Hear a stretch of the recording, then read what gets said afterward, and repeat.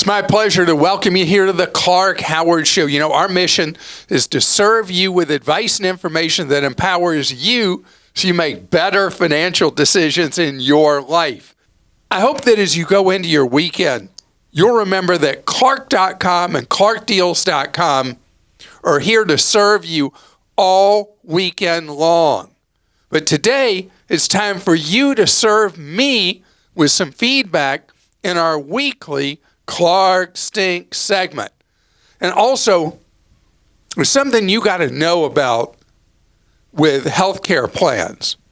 The scams are booming.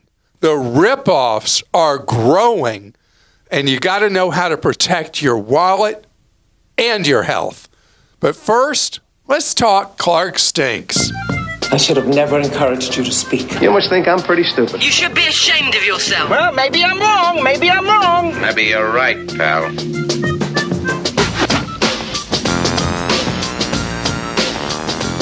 All right, Rick in Indiana wrote in with this one. Clark, you're confusing us with your answer on health savings accounts. I understand the triple tax benefits of HSAs, but you failed to mention that if your employer already offers a flexible spending account, FSA, through work, then you're generally not eligible for the health savings account at brokerages such as Fidelity. Likewise, those on Medicare are not eligible. Am I confused, or are you confusing me? And several people wrote in about this. This is great. Because this isn't something I've explained in full in a good long while. An FSA, a flexible spending account, in my opinion, is significantly inferior to an HSA. The flexible spending account is very inflexible. It should be called the inflexible spending account. The money has to be used current year, or if an employer plan allows a little bit in the following year, or you forfeit the money to the employer. You can't use both. You can only do one or the other. And normally the FSA, if an employer offers an FSA and you're also HSA eligible through them, you have to pick either or. It's not Fidelity saying, well, you can't do an HSA. It's the law saying if you already have an FSA, you can't add an HSA. Now, FSA current year. So let's say in 25, you have an FSA from your employer. When you select benefits or elect benefits for 26, at that point, you could start a HSA for 26. You cannot continue the FSA in 26. One caveat, I believe, gosh, this might generate more Clark Stinks about me, is that you can use an FSA for dental and things that aren't medical, like actual medical services. That's what in the past I was told. You mean why an FSA would be better than an HSA? No, you could have both. You can do an FSA for but only use it for dental expenses. That's something I've never heard. Okay. I believe you, but as is so often the case with benefits rules in the tax code, they're way too complicated, just as retirement accounts are way too complicated. The second part, yes, if you're on Medicare, you can't do an HSA.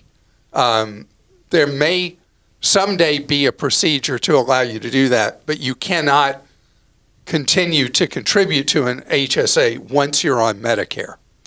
Justin says, I work for a major insurance company in a frontline role, and I think your comment on an insurer's accident response feature was a bit stinky. I can understand general privacy concerns, and that is why this is an opt-in feature, but concerns about claims handling was overblown. When it comes to coverage for your car or your injuries, you either have the coverage or you don't. It does not matter if the app shows you were negligent or accidental, as that is what insurance is actually for. You would have to be doing intentional damage to not have coverage, which is not what the general population is doing. However, the data from the app could actually support your story in a liability claim against you. When another driver or pedestrian makes a false statement against you, information from the app could back up your side of things and protect you legally. You use the same logic in your support of a dash cam. There may be several reasons to desire a tight leash on your privacy, but the insurer using data to protect you legally or even save your life is not one of them. Okay, thank you for that. If you did not hear that podcast or YouTube show or watch that YouTube show, what this was about is that certain insurers offer devices that one of the things they promise is that in an accident, they'll know you were in an accident, they'll get help for you. But in the terms of service, it basically says in layman's terms, anything they find tracking your driving, they can use against you. And that's why I prefer the second thing posted, and that's the dash cam, because you can completely control that. And the dash cam video is so fantastic. I remember years ago when you were in an accident and there were two different stories, yours and the other driver, and then the police officer watched your dash cam video and told the other person, just knock it off, and gave them the ticket for the causing the accident. They became, I guess that's called driver one or something. They were at fault, yeah. Yeah. So the dash cam is cheap. A lot of cars, like you drive a Tesla, dash cam's built into it. Yeah, that wasn't even a dash cam. It was like side cameras. It showed every angle and showed the person's wheel coming into my lane to sideswipe me. So, yeah, crazy. Okay, you ready for the next one? Mike in California. Clark talked about the importance of wearing a helmet when riding a bicycle, and I agree. With the ever-increasing number of distracted drivers, riding a bicycle on city streets is riskier than ever. As an avid cyclist, I wish that Clark had included in his advice for riders wearing a reflective or high-vis apparel and to attach LED lights to both the front and rear of your bike. They're inexpensive, and you can get rechargeable ones. It's equally important to make yourself as obvious as possible to drivers. And by the way, riders should never assume that a driver sees them and or will yield the right of way to them. Yeah, the last point, absolutely true. With the higher driver eye level position of SUVs and crossovers, often the driver does not see somebody on a bike who's on riding on the passenger side of that vehicle. Do not ever assume that that driver has seen you. Plus, distracted driving, drivers looking at their phones, they don't see pedestrians or people on bikes while they're looking at their phones. Is for wearing reflective gear, I do so during the winter months when I'm walking. When I used to run, I always wore reflective clothing because you think the drivers are seeing you. They're not. Okay, this is from With Love from Phoenix. You answered a question, it was Mr. Howard. Oh, mean. You answered a question about long-term care insurance where you actually painted a situation in which whole life insurance made sense for a high-wealth individual. Wouldn't it be more prudent to advise that someone of such wealth would be self-insurable instead of steering them into a whole life capsurance product that they really, truly don't need? I think they said something else there. Well, oh yeah. These things are bad, ugly, expensive, and I'd even go so far as to classify them with, sorry for my profanity, annuities in never, never, not ever territory. Okay, I appreciate that so much because you're right. If somebody's net worth in investable assets is beyond about $4 million, you don't need to worry about having insurance for long-term care unless you want your heirs to receive money. The reason is your spending level even in skilled nursing will usually be lower than your lifestyle costs were as an ultra-wealthy individual or couple. So a lot of people, even in that situation, want to have some form of long-term care protection because of a desire for the surviving spouse to have plenty of money, or because they want the next generation to inherit as much as possible. But if neither of those are a key criteria, once your assets, investable assets, not including real estate, go beyond $4 million, then you can absolutely self-insure. Dana in New Jersey says, Clark, like Elf tells fake Santa, you smell like beef and cheese. I was excited to sign up for the Capital One Venture X after my current travel card exploded to $695 a year. Your newsletter states that lounge access and priority pass are included. They're not. Capital One has removed that perk. You will need to pay per visit. But hey, if you spend a whopping $75,000 a year, you can regain that perk. Okay, so what Capital One did, you as the card holder still have access. Your authorized users no longer have lounge access unless you pay a higher annual fee for their authorized user card. And so the $75,000 was something Amex put in place, where Amex platinum card holders no longer have the lounge privilege, bringing in guests and all the rest, unless they spend $75,000 or more. What's happened is the lounges have become too much a success to the point where they're not special anymore because you can't get in them so much of the time. I'm trying to remember what airport I was in. There was this long line. Was it Denver or Phoenix? And that was for the American Express Centurion Lounge. And people were walking up and they were talking to one of the people with a tablet, being told how long they were going to have to wait, and they were just turning away. Then the next lounge was a Capital One, same huge lines. So the lounge thing they sold so heavily is why to sign up for these cards, that now they're taking privilege back but not lowering the annual fees. Chuck in Florida says, Clark, you stunk up the place when you pulled out your can of soda and told us how much you enjoy your soft drinks. Maintaining one's health is job one in personal finance. I was surprised someone who is so careful with his finances can make light of the serious health consequences related to the epidemic of sugary drinks. I was also once hooked on soda.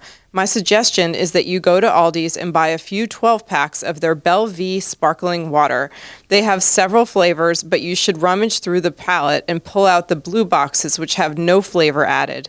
They are less expensive per can than the 24 packs of flavored seltzer drinks at the big box stores, and you'll find they're even more refreshing than sugary sodas. Wishing you a long and healthy life so I can continue watching your YouTube show every day from my rowing machine. Chuck. Chuck, thank you very much. I do drink a lot of water and sparkling water. I do also love my diet drinks. I don't drink the sugar soft drinks, but I know to a lot of people, the diet ones with the long list of chemicals are even worse. It is an addiction, if you will, but it's one I've not been able to break. Corinne in North Carolina says, I would never say Clark stinks, but he did not go far enough when discussing medical insurance abroad. I broke my wrist in 2 places in Switzerland last year. Oh, I'm so sorry. They do not take third-party insurance, so even though I had trip medical insurance and Medicare, I had to put the cost on my credit card. Luckily, it is very inexpensive to get 10 extra x-rays, a tetanus shot, traction, and my arm cast. It cost $833, and we could put it on our credit card. I did get it reimbursed once I got home. Wait. Think about what that would cost in the United States. You'd add a 0 to the end of that. No doubt, at least. Yeah. A week later, they determined I needed surgery at a down payment of 60,000 euros, with any difference to be refunded. Once I got home, my doctor said I did not need surgery. So although medical insurance is important to have, a large credit limit on your multiple credit cards is even more important. And, this hasn't come up in a while, but there are a number of countries that if you are admitted to a medical facility and you can't pay your bill, you are essentially imprisoned until you can reach a family member overseas who will send money to pay the bill, that you are actually detained and not allowed to exit until the bill is settled.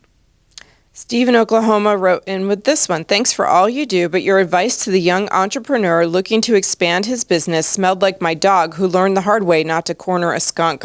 Wow. I love these descriptions.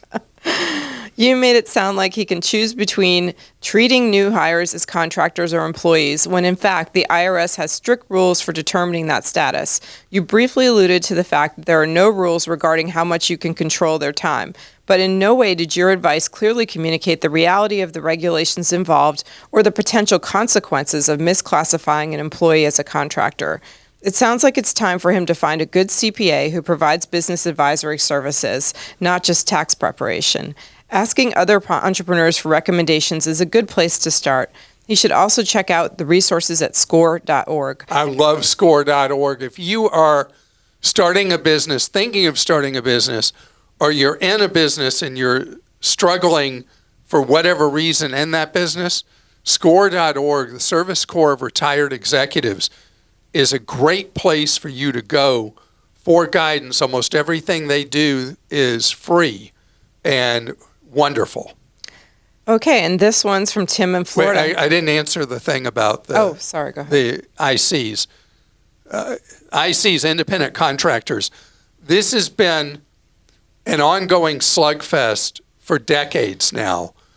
And the reality is that the IRS, unless they're specifically targeting you, it's almost like a trust factor whether you classify somebody as an IC or an employee. Now, yes, there are means tests, and you can look them up.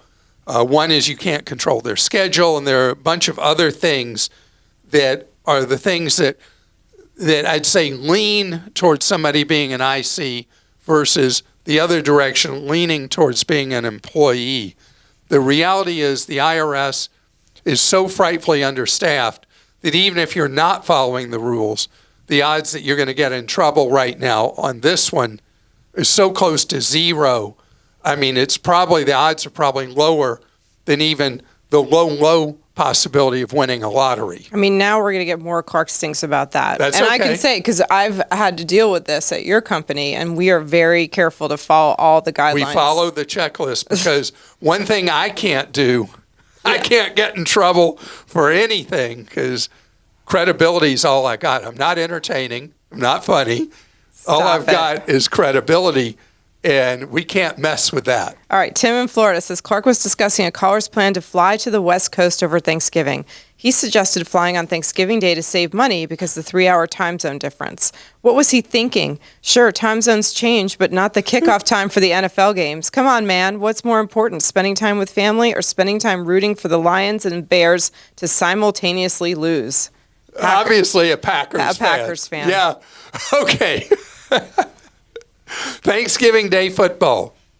If you fly on airlines that provide free television, you're good. Other than American Airlines, which has been on their narrow-body fleet, making it tougher and tougher for anybody to access anything when you're in the air and pulling out all their seatback screens, almost everybody, including the deep discounters, most of them, have video content available, live TV available. Just make sure whoever you're going to fly Thanksgiving, saving money instead of flying the Tuesday or Wednesday before or the Sunday and Monday after, that the airline you're flying on has live TV so you don't miss football. I was on a flight on day 0 for college football recently, and a lot of games that I never would have paid any attention to, but I was hungering for real football, which actually is coming soon, the NFL.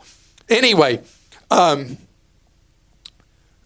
was on Southwest, and the Wi-Fi was misbehaving. Uh-oh.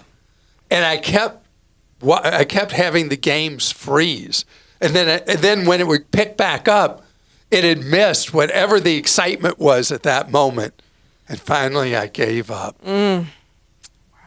So as long as the Wi-Fi is reliable, you're not going to miss your Thanksgiving Day NFL games. And by the way, I think the Lions are like a crowd favorite around the country because they're kind of like the team that's always lost. And so people cheer for them even if they don't really care about them. The Packers have the most ardent, loyal fan base ever. So I'm not saying anything dissing any Packers fan. Better not. Yeah. And my wife has a old Packers jersey, I think for Brett Favre, maybe. Nice. Anyway, coming up ahead, I want to talk about something that you really got to pay attention to. Fake healthcare plans. They are perhaps the hottest scam of the moment. Healthcare costs are just bonkers. My 26-year-old daughter aged out of coverage on my healthcare plan. Dependents were covered up to age 26. And so she was just an added dependent. And essentially, coming out of my pocket was basically free. And so she then had to go shop for real health insurance on her own. And let me tell you, she was really, really blown away how much it actually costs her for real health insurance. And why do I keep using the word real? Real. I've said it 3 times already, I think. Because the extremely high cost for individuals and small businesses buying health coverage has led to a big business of scam artists pretending they're selling you health coverage. You haven't heard me say the word insurance for it, have you? And then people are like, wow, this is great. It pays for this, that, and the other, and there's no deductibles, and I get all this wonderful coverage for so little money per month.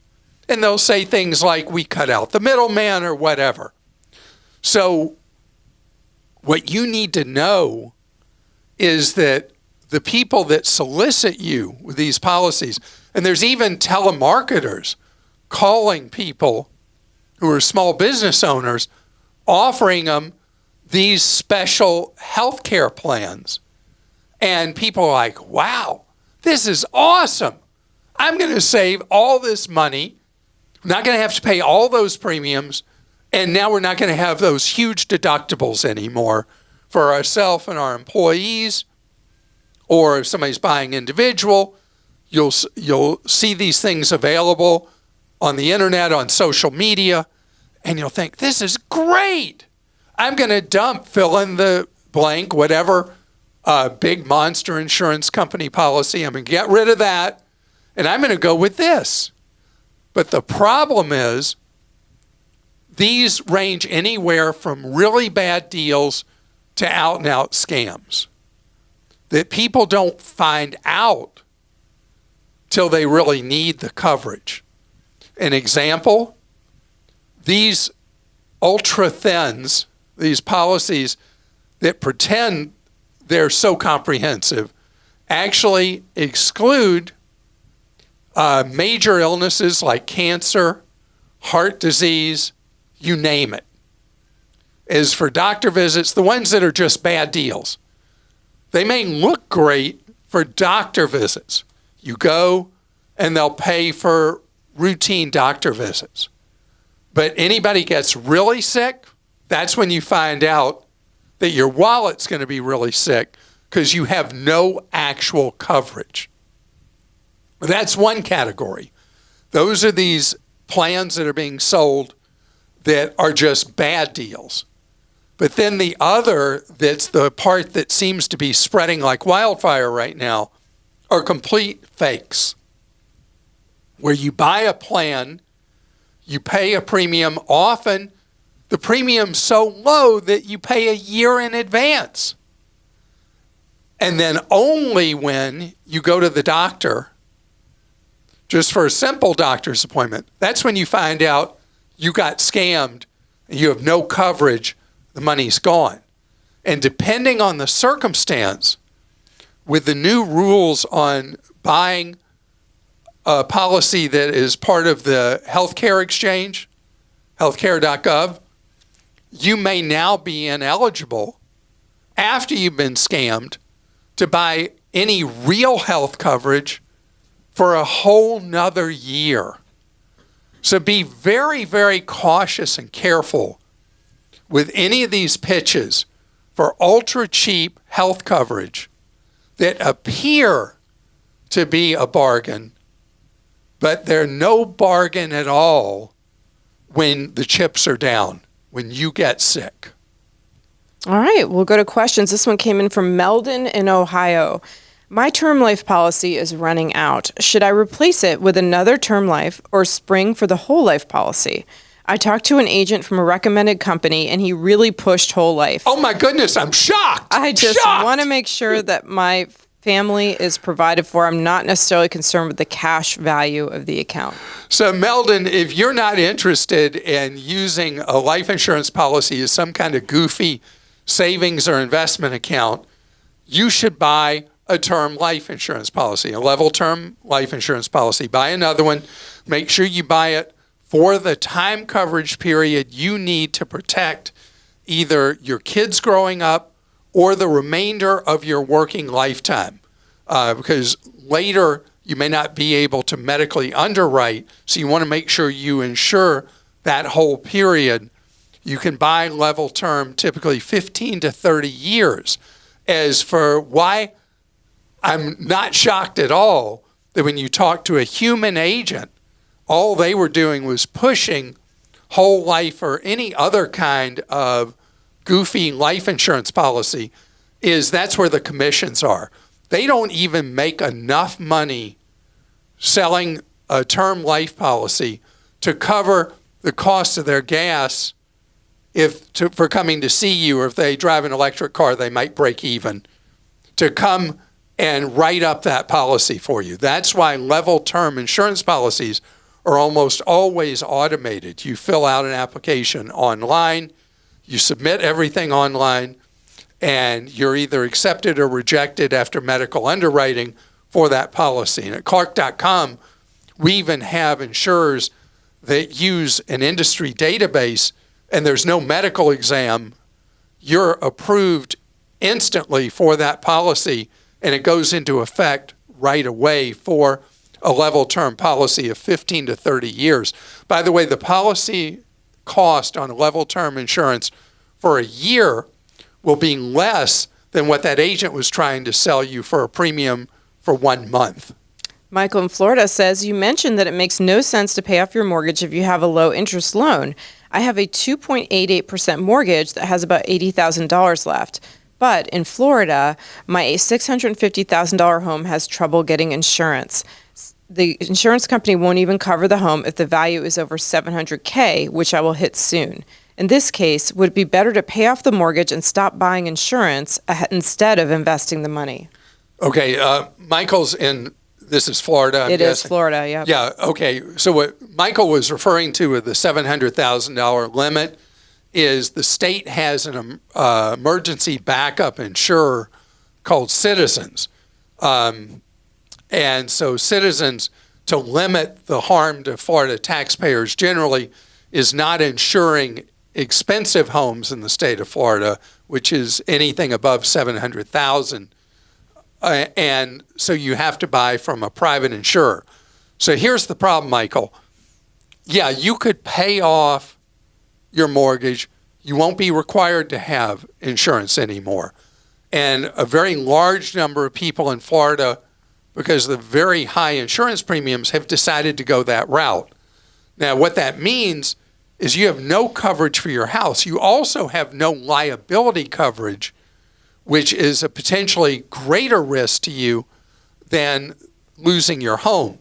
So if you did decide that you were going to basically self-insure and walk away from the value of your home, if it was destroyed for any reason, you at least need to buy a liability insurance policy that protects you, and that will be much cheaper for anything that happens that turns out to be your fault, to protect your assets. If you are wealthy enough that it doesn't really matter if your home is wiped out and you get nothing for it and you want to self-insure, that is your choice. And again, more and more people are making that choice in the state of Florida. Chelsea in Minnesota says, Dear Clark, recently you described how bad 403B retirement plans are for teachers when compared to 401ks. Both my husband and I are teachers in Minnesota. Our school district automatically deducts 7.5% of our salary, and matching that saves it in the state educator's pension plan, which That's are not 403B plans. Right. So we have having a pension is a pretty great deal. We have the option to contribute more to a 403B, which the district will match up to $100 a month. We have been doing this 403B match for 10 years. Our 403B fee is so terrible that we should stop contributing the $100 extra to the 403Bs and stop getting the district's $100 match, or keep contributing the minimum to keep getting the match. And we did have a lot of Clark Stinks I didn't get to since I knew I was going to read this question about, like, you said not to do the 403Bs, but what do you do? Yeah, wonderful question. And we've addressed that at length on prior podcasts and Yes. YouTube shows. But when I talked about it most recently, it was just kind of shorthand about how hideously, horrifically awful 403Bs are. So in your case, district matches, you put in 100, they match with 100. Even as horrible as the 403B plans are, do that. Keep doing that, because having your money instantly doubled will be worth it, even though there will be this enormous drag on your returns over the years because of how dirty, rotten, terrible almost all 403B plans are. So what would you do instead? And by the way, there are tools at 403bwise.org that will walk you through, for most school districts in the country, is your plan rotten, terrible, or not? And is there a good plan available in your district that you didn't know about that is the one you should be using? That's step one for sure for any teacher. Yeah. As to what you do instead, you do a Roth IRA. And you contribute in a Roth IRA up to the max permitted, depending on your age, $7,000 a year or $8,000 a year. If you are wanting to put more money aside, believe it or not, it's better to just open a regular old investment account with one of my 3 favorite children and put it in an index fund. Total stock market index fund is an example.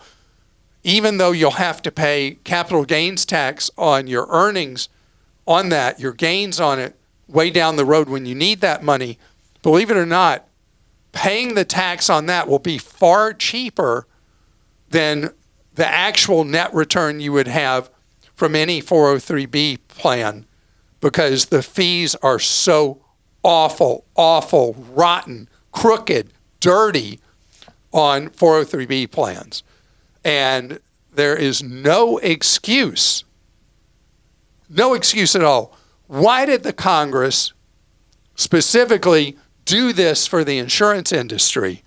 That teachers, people who work in hospitals, people who work for nonprofits, that people who do public service type jobs would have the worst retirement plan offerings on planet Earth and not have access to the really great plans that are available to people who work in the traditional for-profit sector.